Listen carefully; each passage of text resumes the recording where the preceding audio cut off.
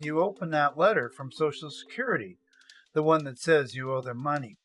The clock starts the moment your eyes hit the date. But you don't just have one way to fix this, you have three doors. Only one stops the collection before it starts. And most people don't even see it. In the next 14 minutes, we will show you exactly which door to take and when, because the deadlines, 30 days and 60 days, are not what you think. The letter arrives in the standard envelope. No red warnings, no emergency markings, just a window envelope from the Social Security Administration. Inside, the notice that lands like a verdict. Overpayment. You owe them money. The amount is right there in bold. Maybe a few $1,000s. Maybe more. The letter says they plan to take it back from your monthly benefits. Your hand might shake. Your mind might race. That feeling, the government reaching straight into your kitchen drawer, is exactly what they count on. Panic is the first enemy. The letter is not a verdict, it is the start of a case file.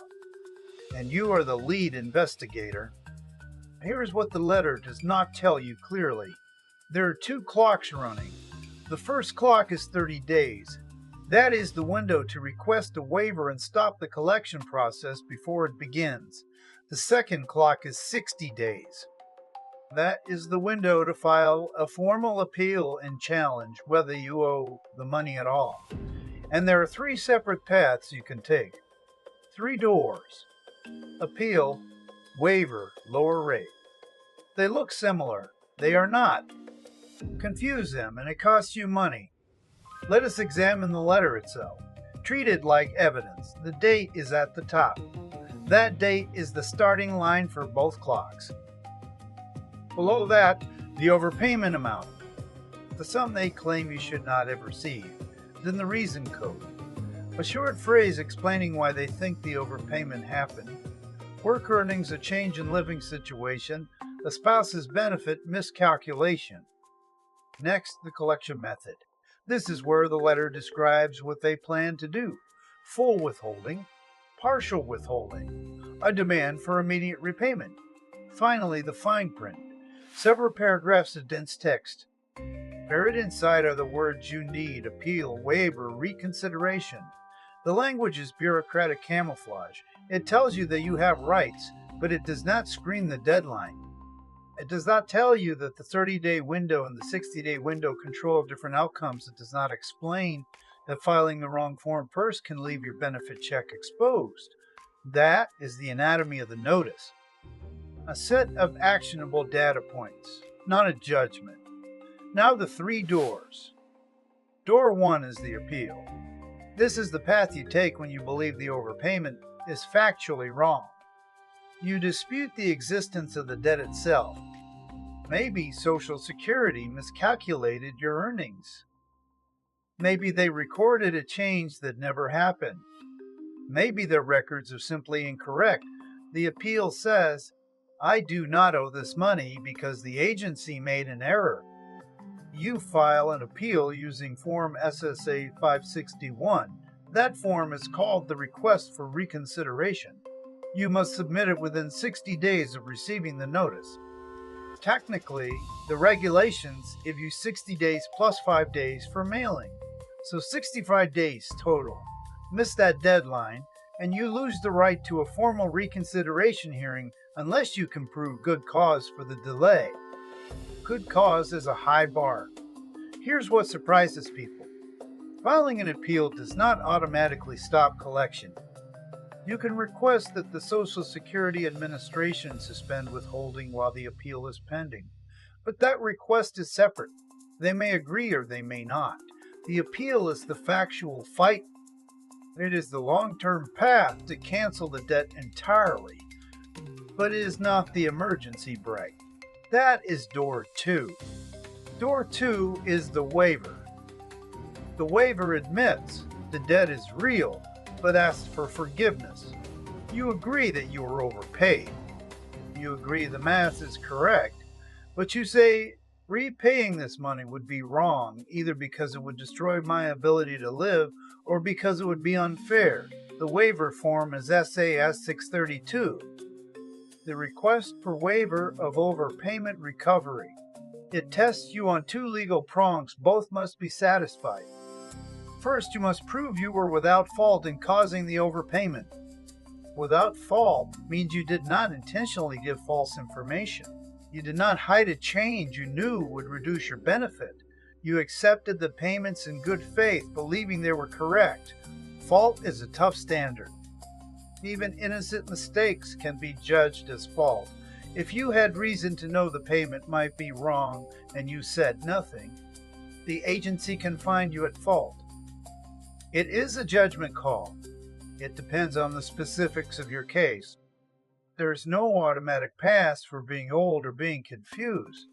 Second, you must prove that repaying the money would defeat the purpose of the benefits or be against equity and good conscience.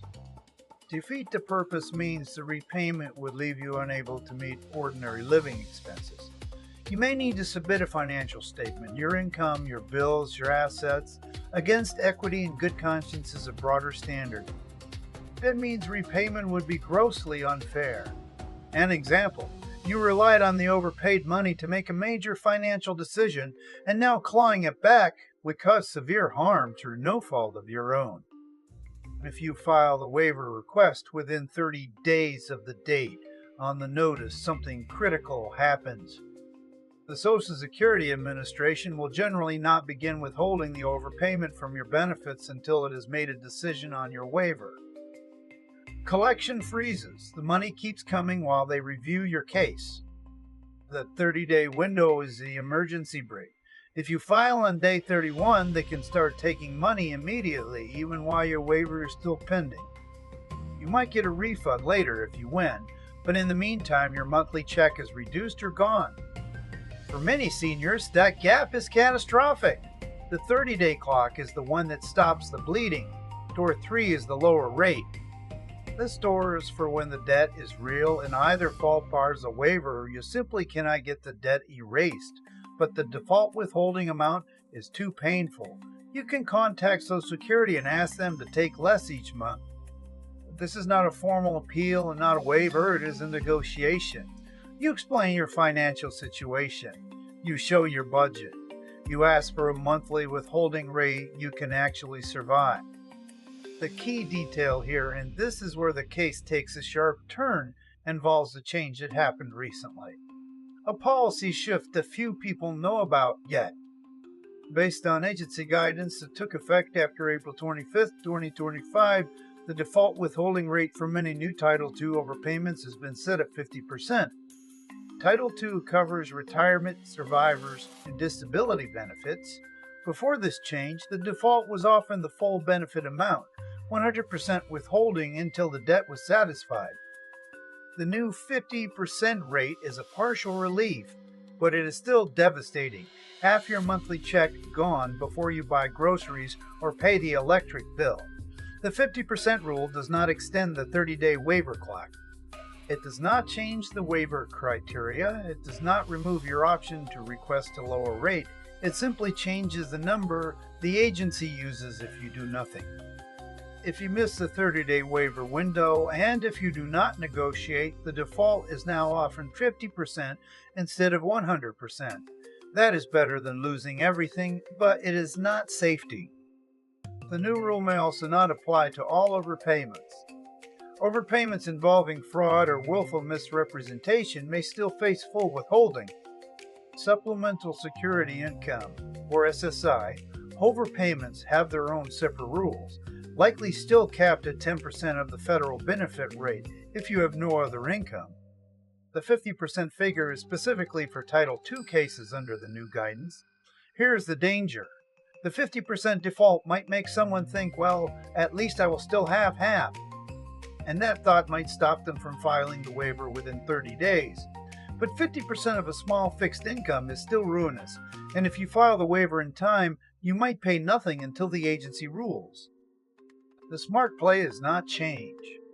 File the waiver within 30 days if you believe you qualify. The 50% rule makes the urgency sharper, not softer. Now we arrive at the option nobody talks about. The fourth choice, the one people take by accident, doing nothing ignoring the letter, hoping it resolves itself, letting the envelope sit unopened on the kitchen counter. What happens then is a slow motion robbery. If you do nothing, the clocks run out. After 30 days, the agency can begin withholding at 50% or more in some cases until the debt is recovered. No chance to argue hardship. No chance to dispute the facts. The money simply stops arriving at its full amount. If the overpayment is large, your benefit could be reduced for months or years. The 60-day appeal clock also expires. You lose the right to challenge the underlying overpayment. The system defaults to the harshest outcome. Silence is not neutral, it is surrender. Let us clear the traps now. 3 misconceptions that trip people up before they even start. Misconception 1. Appeal and waiver are the same thing. I can just appeal to stop them. Wrong. An appeal disputes the fact of the debt. A waiver admits the debt but asks for mercy. They use different forms, different deadlines, and different legal tests. Filing an appeal does not trigger the 30-day waiver freeze. You must file the waiver separately. Misconception 2. If I'm low income, I automatically get a waiver. Wrong. Fault is an independent hurdle. You can be completely destitute, but if the agency finds you are at fault, the waiver must be denied. The 2-prong test is not optional. Both prongs, without fault and inability to pay or unfairness, must be met. Misconception 3. The new 50% rule means Social Security will always take half my check and I cannot change it. Wrong. 50% is the default. You can request a lower rate. You can provide financial documentation and ask for a reduced monthly withholding amount. You can also arrange to make direct payments to repay the debt over time instead of having it withheld from your benefit. The default is not a prison sentence. It is the starting position for negotiation. Now walk with me through the timeline one more time. This time as if your retirement depends on it.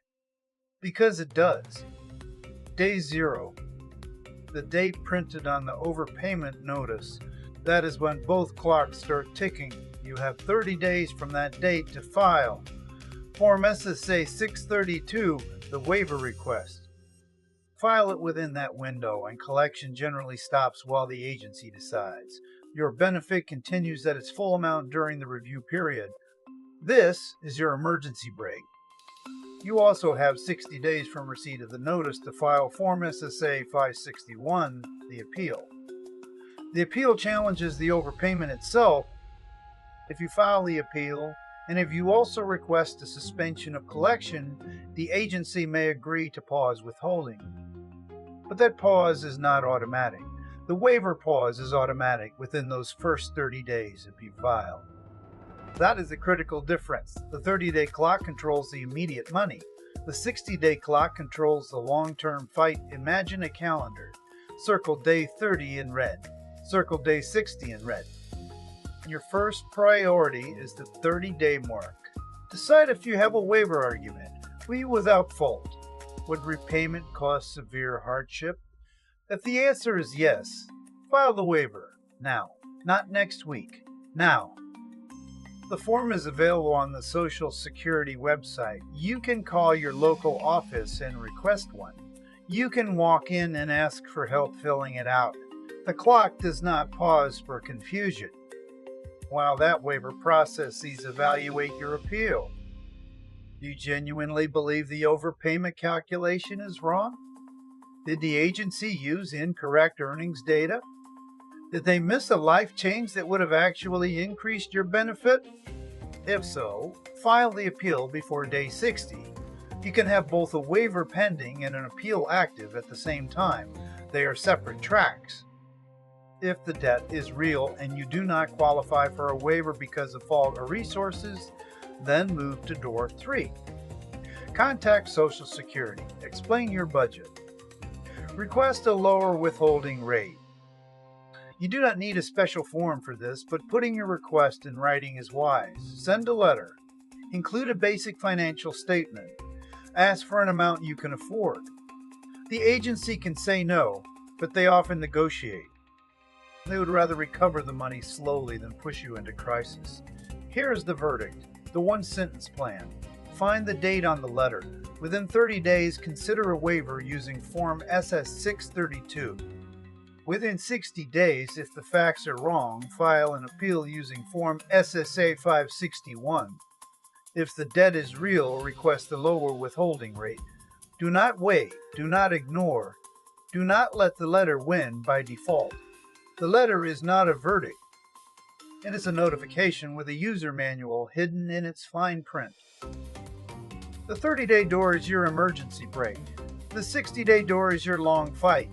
The lower rate door is your damage control. You now have more control than the letter made you think. Pick up the letter. Look at the date. Circle it. The clock is yours to stop.